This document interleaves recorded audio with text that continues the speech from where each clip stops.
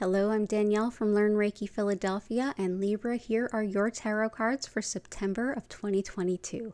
I suggest that you take a look at your sun, moon, and rising signs to get a more complete view of what the month has in store for you. I've taken the astrology of this month into consideration when developing this card spread. So you could make the most out of it and have it be as meaningful as possible. If you'd like to learn more about this spread or use it for yourself in the future, check out the description below. I've loaded up a PDF just for you so you can print it out and have it for yourself. I also lead Reiki and Crystal distance healing live streams right here on YouTube 5 times a week. If you want to join myself and the beautiful growing community that's joining me there, go ahead and click the subscribe button and the notification bell so you won't miss an opportunity to hang out and heal from wherever you happen to be. I've been teaching Usui Reiki for about 14 years, and if you'd like to learn more about my online Reiki classes, one-on-one distance sessions, readings, social media, Discord, Crystal Shop, any of that good stuff, it's all in the description as well. So without any further ado, let's go right into your card reading. Okay, Libra, so I have taken a peek at your cards, and it's a really beautiful healing that you have the opportunity to do this month. We start off with the theme card being Queen of Cups.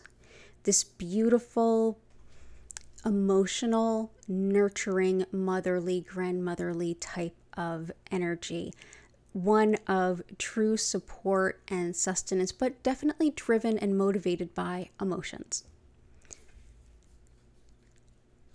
Card that shows where we are right now, the starting point where we're at the start of the month. It's our only major arcana of your reading today, and it's the Justice card.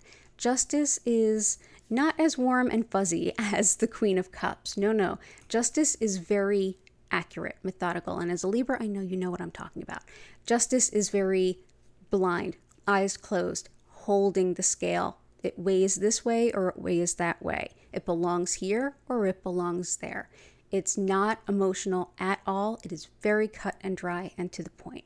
So I feel like you've come to a point where you've realized some things about how maybe there's not enough of you to go around, maybe where your resources, including your emotional resources, are going, where they're coming from. This may also spill into your finances as well, but basically starting to see exactly things as they are without having to sort of plead the case. It's just nuts and bolts. Here's what I have as my resources, internally and externally. Now what? So that's Justice. The challenge for this month is the Nine of Swords. Yeah, it's not the most fun card, but it's certainly not the worst.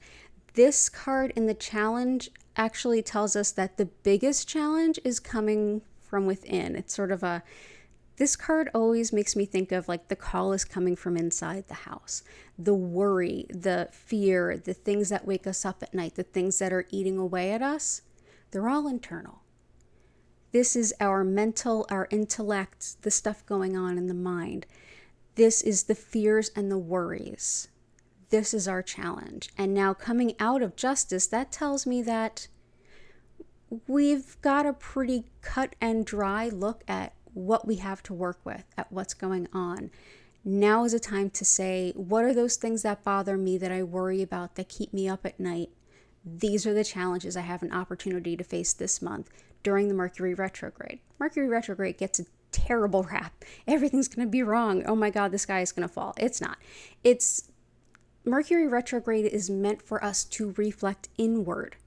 That's why it is so difficult for us to express ourselves outwardly and to hear other people expressing themselves and hearing them accurately. It's a time for reflection. This is a time to sit in these very uncomfortable things and start to suss them out. And as we'll see, there's some cards that can make some blessings of these seeming curses. So the lessons and healing are the Six of Coins. Six of Coins looks an awful lot like the Justice card does, right? I mean, there's a scale, but yet very different. Justice has its eyes closed. Six of Coins, those eyes are wide open and staring directly at you. Also in justice, the scales are perfectly balanced. These scales are not balanced. One is definitely heavier than the other. Additionally, justice held the scales. That was it. There was no personal favor given. This is a favor being given. So 6 of coins is giving and receiving help. It's negotiating. It's all the things justice isn't quite. So this is an opportunity to look at what are your resources, what are your deficits, and how are we making sure that we have enough for ourselves when we share. And the reason I say that is, remember, your theme is Queen of Cups, this loving, nurturing, maternal energy. And now we're coming through and like, what are all these fears? And we're coming to giving and receiving help. This is a time for you to take a look at the things that have shaken out in the past few weeks and the fears that are coming up, and start to negotiate, start to see what exactly do you need to sustainably take care of yourself on a very nurturing and emotional level. And to an even larger extent, what do we have to do to create stability to allow our emotional comfort to continue, to quell those fears that keep you up at night? Which brings us to the whispers from your guides. This is everything your guides want to kind of just whisper down to you. And with that, we have the Queen of Pentacles. So your guides are saying, this is beautiful. You know, your focus, what you're focusing on is this Queen of Cups, this very emotional, nurturing, maternal energy. Queen of Pentacles or coins is maternal as well, but she's maternal in a different way. So if this is going to be the grandma that gives you hugs and kisses your boo-boos, this is going to be the grandma that makes sure that there's money set aside to make sure you can do the things you need, to make sure that there's some kind of wealth there, some kind of stability. The one who may do anything from starting a family trust to putting a little bit aside to give you in her will, something along those lines. This is more long-term stability. So when I take this all into consideration, I see this as a time to take the extremes, the cold, cut and dry, what works and what doesn't, and the things that are keeping you up at night. And instead of nurturing others with just raw emotions and not taking ourselves into account, starting to think about ourselves. To also think about the long-term stability of how we show up for others, and most importantly, how we show up for ourselves. This is a good time to start planning what you want to do to help yourself quell those things that keep you up at night.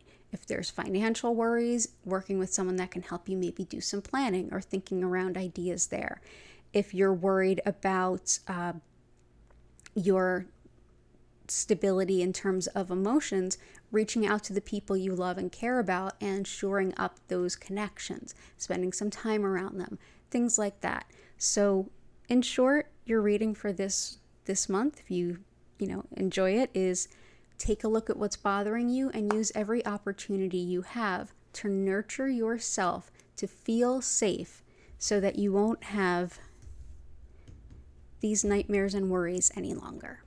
I hope you have a beautiful September. Don't forget to check out your other sun, moon, and rising signs. I will be back in October with more readings. Thank you for being here and have a beautiful month.